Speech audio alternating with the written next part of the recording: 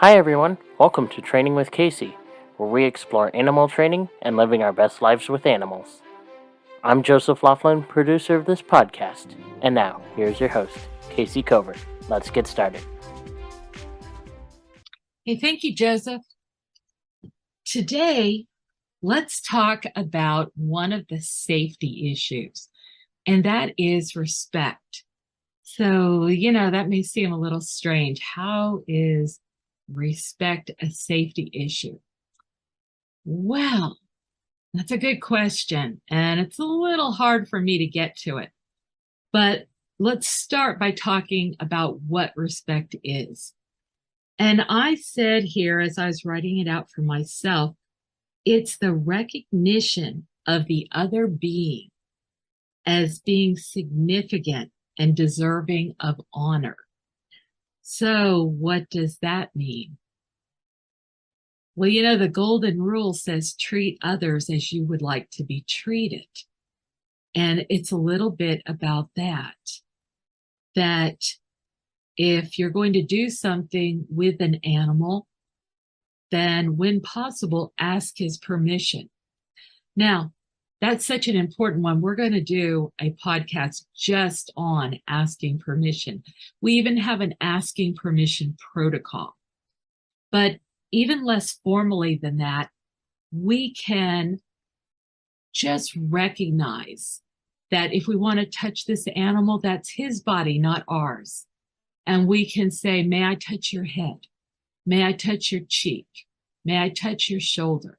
Rather than just reaching out and assuming that we have the right to touch them.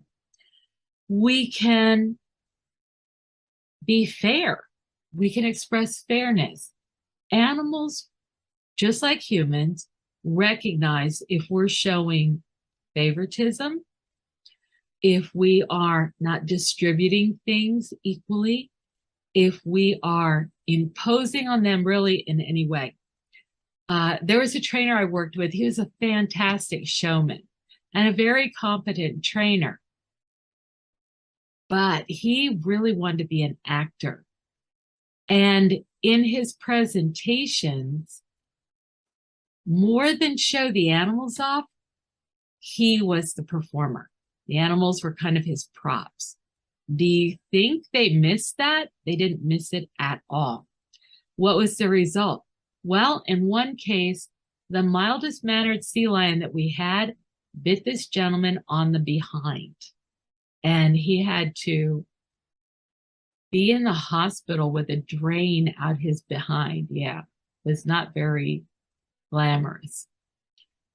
Another animal grabbed him but pulled him into the water during a show when the guy's fiance was there. How did the animal know? I don't know, but he just somehow picked the worst day to do that, right? And there were other things like that. The animals knew that this person did not see them as equal to him, even though he was a very good trainer and never forgot to reward them and things like that. So you might be wondering specifically, what were signs that he wasn't respectful for the animals? Why would, was there anything tangible related to that? Well, here's one. And it was that we had to separate the dolphins into another pool. And we were not allowed to bribe them. So they'd be in the main pool.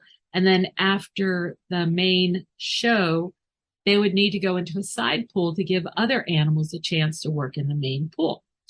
So we would ask them to gate out of the main pool into the little pool.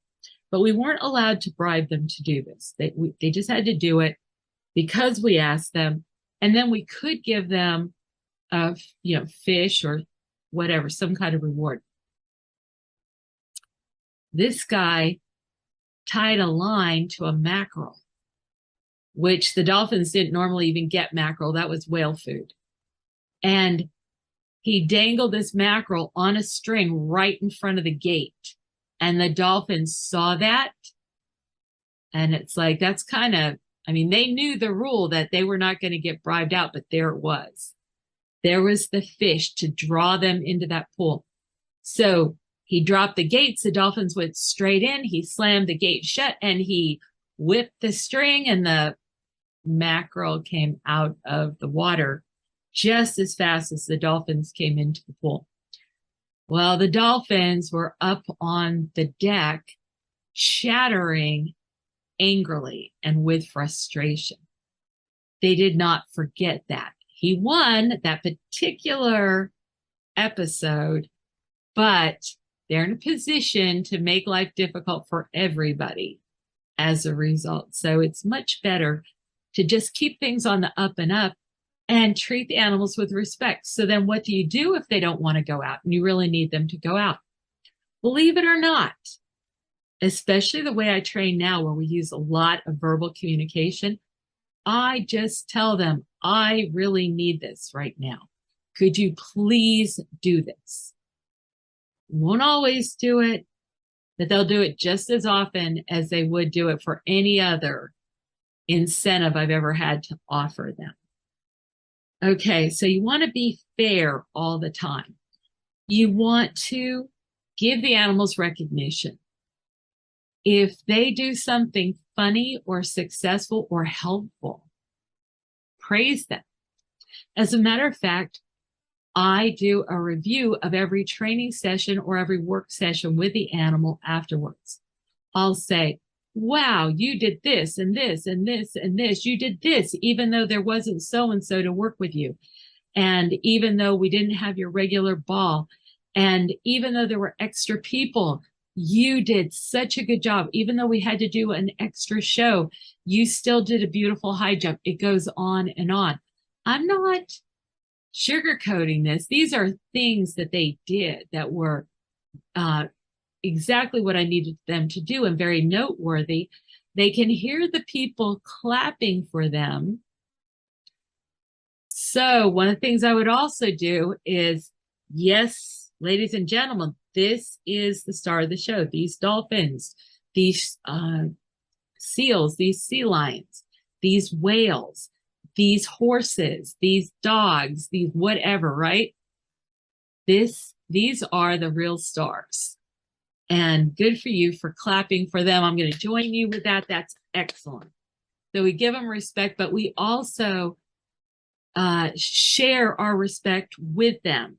Look, you did this and that. This is the review, right? So we share respect during the show or the presentation, but also after any training session, because they're like us. They're focused on the problems, on the things that they find difficult to do.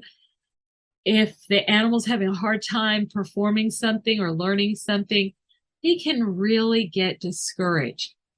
So don't let it be like that. Just turn around and say, you did a great job. You did 20 things in this 3 minutes that we just worked. Can you believe that you did 20 things correctly? And we're now working on this 21st thing, and you did this and this, and tomorrow we'll work again to do this next step that eluded us today. Okay, so show recognition. Now, here's another one, giving space. Over and over again, an animal that's trying to be, cooperative, obedient, not obedient, but just cooperative. You ask them to do something. Instead of just running off to do that thing, they'll all of a sudden look for food on the ground, scratch their leg, search for something with their nose. There's lots of different things. We call all of these things displacement behaviors. You ask the animal to do A, and they don't do A, they do B, which is some meaningless to us behavior that just wastes time. What are they doing? What they're really doing, I believe, is politely telling you they need a little time to process this. Either to decide if they want to do it, to decide if they can do it, to remember exactly what you're talking about, to consider their hesitations and how they could get around it. So if you watch the Jordy the Rhino video, you'll see that I ask him to allow me to insert a tube on the end of a syringe into the hole of it that leads to an abscess under his horn. Now, theoretically, rhinos don't even have good eyesight. So I put this tube into place, and Jordy abruptly turns away from me. And I respect that. I don't tell him, no, come on, do it. I move back from him as well. We call that mirroring. Okay. If the animal avoids, we avoid. If the animal comes forward, we advance forward to meet. And then I tell Jordy, I'm not going to take it. You have to give it. I'm not going to sit there and try to trick you into letting me get this into your nose. I will only do it if you decide that you want me to do it. What happened then was kind of funny because Jordy put his head to the ground and he's sniffing avidly on the ground like he's looking for food. And I'm standing there watching him. And I have moved the syringe tube into place, but I'm not moving in on Jordy. And he kind of gives just a tiny little sigh. And then he moves his nose such that the tube goes right into the hole on his abscess. To this day, I can't tell you how in the world he could do that so accurately, but he did. And as soon as he did, I bridged him and I pulled the tube out and I started cheering him. Yay! See, it's not so bad. It's not so bad. That's it. In other words, he didn't sign on to let me do the whole procedure. He just signed on to let me put this thing into his abscess. So I did it, and then I pulled it back out so he could now process this experience without any additional pressure. So if we tell the animal what we're going to do, and then we stay true to that, and we don't try to grab little extra things without getting a separate permission, boy, do things work better. Because if you get that done and the animal steps back and goes, wow, that's easy. And I don't really have to worry about her. She's not going to try to stick the tube in further while I'm, right there in front of her, or grab my lip, or make me stay longer, or whatever. Then the next time, they're even more willing to repeat what you ask them to do and even to advance it. In fact, I'm going to tell you a true thing.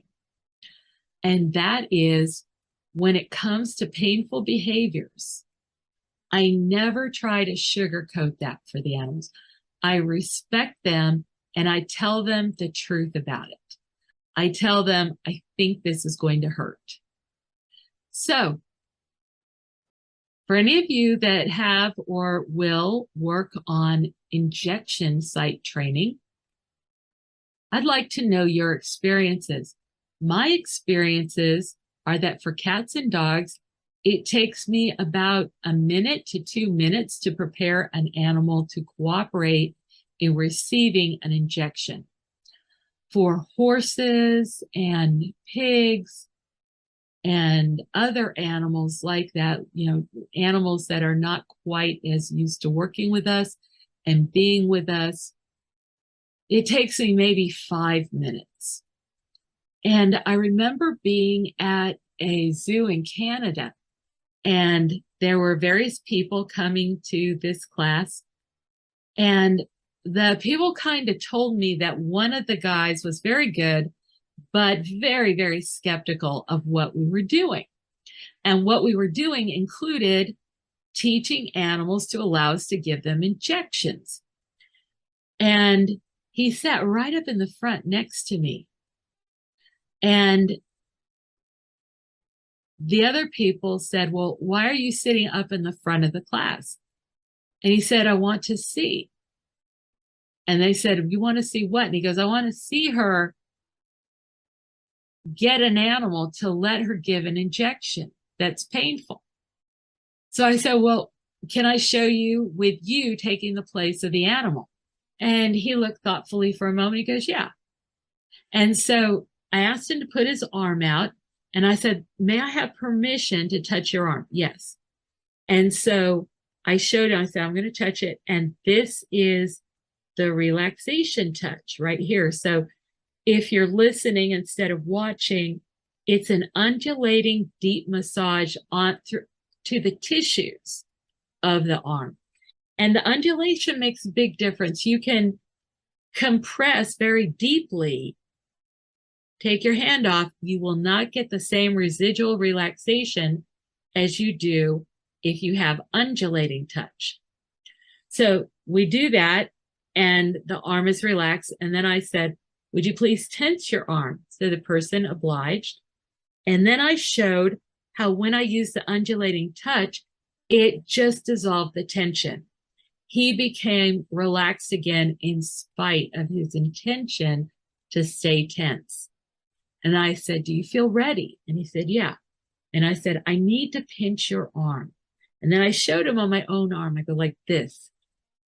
And I said, ooh, that hurts. Can I pinch your arm? It will hurt. He looked thoughtful and he goes, yes. So I reached forward and I pinched his arm and I said, okay, was that okay? Yes, it was okay. Fine. I need to do it again and I need to do it harder. May I do it harder? He looks thoughtfully again and he says, yes. So I really cranked it this time. And I looked into his eye like, are you okay? Are you okay? I really pinched, didn't I? And he goes, yeah, but I'm fine. Did it hurt too much? No. Okay, I need to do it one more time and I need to do it even worse than that. Is that okay? Yes, he says, without hesitation. I said to him, why? Why would you let me pinch your arm 3 times in a row? And he looked thoughtful again and he said, because you asked me. He knew he honestly had control of the situation. It made him much more willing to go forward into the uncertainty of this whole experience. Like, why does this crazy trainer want to pinch my arm? Well, I want to know. This is what being respectful for the animals buys us. I say it's some of the best life insurance you could ever get as far as working with animals is involved.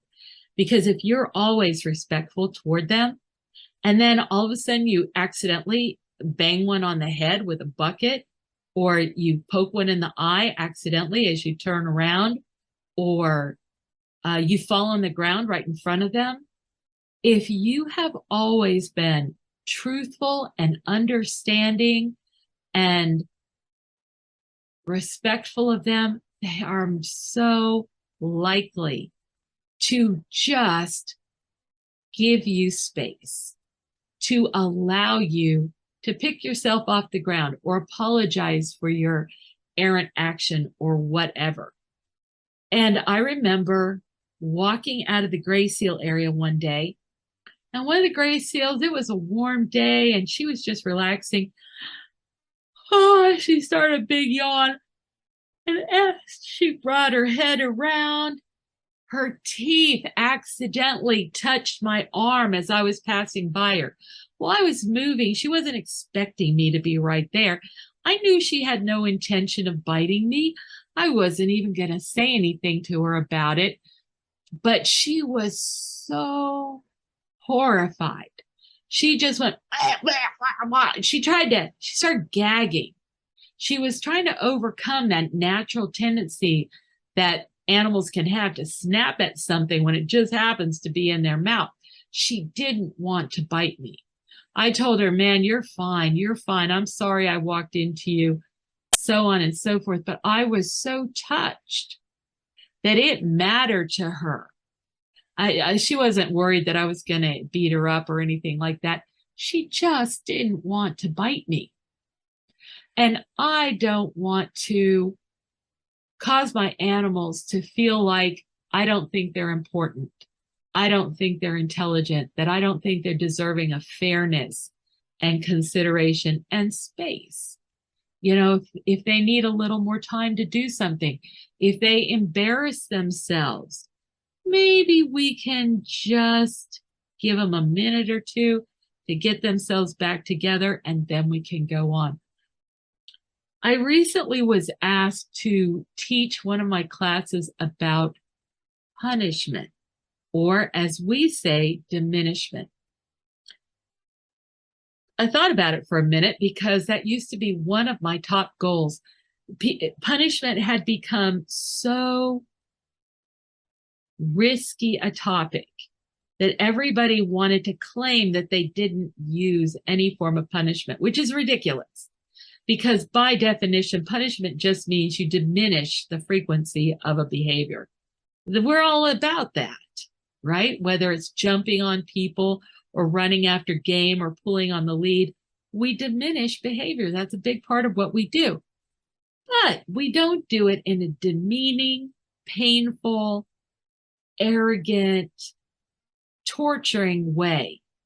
We simply show the animal the benefits of doing it a different way. And then we recognize their accomplishments.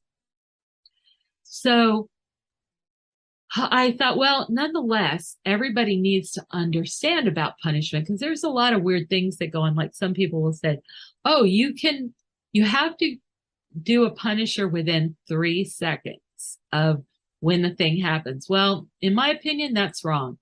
You might have 3 seconds to give a food reward. I won't argue yes or no for that.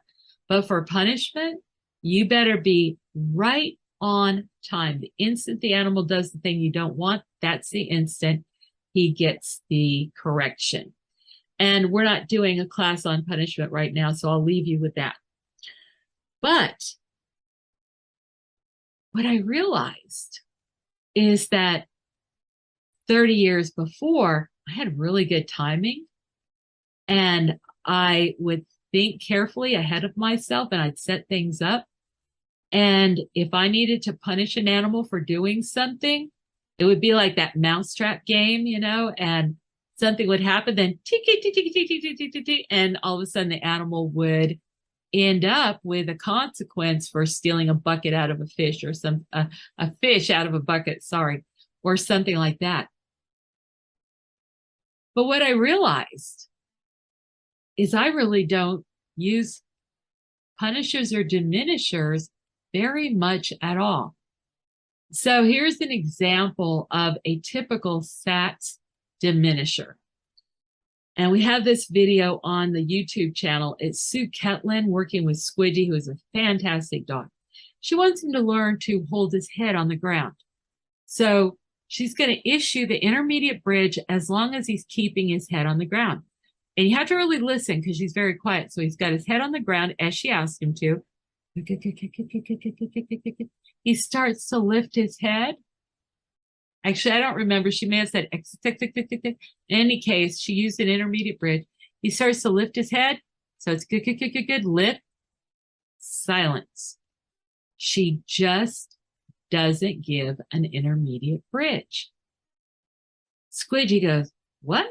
Little eyebrow raise. Oh, and puts his head, he slams his chin back on the ground. Good. Those bridges start again. That was his whole diminisher. As long as he was headed to success, he kept getting the intermediate bridge. So this was the first time he'd done this behavior. When he deviated from correct, Sue simply quit bridging him. He corrected himself. He knew that within 1/8 of a second, he had been correct before. He went right back to that and finished out the behavior successfully. So now I set animals up for success. I explain to them what we're going to do. I teach them all the things leading up to it. I make sure they're experienced with the place that we're going, all those kinds of things. And over 90% of the time, the animal is simply correct. We very rarely even have errors. It's virtually errorless learning. And this all comes from respect, you know, making sure we share information with the animal, what we're going to do, what we want, why we're trying to do this, whether or not it's going to be painful, who else is going to be there. We share all this. We give them time. We let them make decisions. Do I have your permission? Are you willing to do this? If you don't want to do this, don't even bother to come out, because this is what we're doing. Things like that. And the net effect is the animals just are not aggressive. They're not angry. They're not trying to steal food from me. They're not trying to knock things over. They're not trying to bite other animals. In fact, they'll actually encourage other animals, because we will engage the whole group in the training of all the different animals. So that if I've got the dominant sea lion there and I've got other sea lions that I need to work with and feed, he gets a percentage of what they get for working. And all of a sudden, instead of running around and terrorizing the less dominant animals, he is proudly sitting on his seat, showing off his team. Yes, I let them work and they all do very nice work. Yes, I'm sure you like them also, etc., etc. It is magical. So if you think that you train without diminishment, even though you don't, and remember, when I say that, I say it with love. You are using diminishers, but you can be using them very respectfully, very kindly, with great enlightenment, and get everything you need to get. So do that. Be respectful toward the animals. Share things. Treat them like you would all your colleagues. Okay, now just a word about anthropomorphism here, because a lot of people will say, well, you're assuming the animal looks at this the same way you do, or you're assuming they have the same motivations. And sometimes people do make presumptions that are very damaging. For example, here's one that irks me. Just because you don't like something, don't you dare project that on the animal. You may think you know what's best for an animal, but wherever possible, leave that choice to the animal. Here's a great example of that. Collar choice. So there's all these people that are passionate about what kind of collar you should or shouldn't use. Well, I don't really have an opinion on it, because with SATs, we teach the animal independent of any collars at all. Collars are not required for teaching in SATs. Collars are part of the safety backup when we start taking the animal out in uncontrolled environments, the outdoors. They're required by law, and they're required to keep everybody safe in case things go awry. But they're not part of the teaching process. So I had a client who had an amazing dog. And this dog had been a problem dog until we all got together.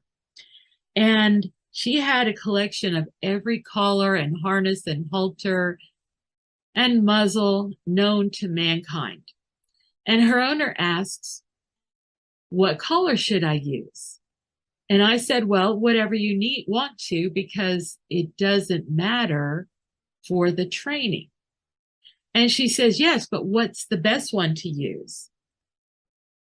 And I said, well, let's ask the dog which one she prefers. So we set the collars up and we gave her a choice of which one she wanted to take. And she chose the prong collar. Now I was surprised. Believe it or not, I thought she'd pick the check collar. And maybe you thought she would want the flat collar or the martingale collar. No, she wanted the prong collar. Not just now, but I think it should be the dog's choice if the dog earns that choice. If the dog is safe and respectful and responsible, then let him choose his collar, because you're not going to have to actually apply it anyway. And this dog liked the prong collar. Let it be. Okay, so giving animals choices, respecting their choices, respecting their parentship, asking permission before you pick up their puppies, asking permission before you touch them or do anything to them, asking permission before you move into their space. These are all things that can be respectful toward your animals and really improve your relationship and your life together. Okay, enough on respect. It's a really important subject. I hope you consider what I've talked about here and let me know, like, what do you think? What have you found? Do you think it's better just to go in and do whatever you're going to do and the heck with the animal, or what? What do you think about this? All right, take care, everyone, and see you next time. Hey fans, are you enjoying Training with Kayce? Don't forget to subscribe to the podcast on iTunes or wherever you get your podcasts from. Also, don't forget to subscribe to Kayce Covert on YouTube. That is youtube.com/C/Kayce Covert. Also, give the podcast a like, share, and comment. Thanks for joining us. Come back for more news and views on animal training and living with animals. Stay at the top of the pack with Kayce. This is Joseph Laughlin, producer of Training with Kayce. See you next time.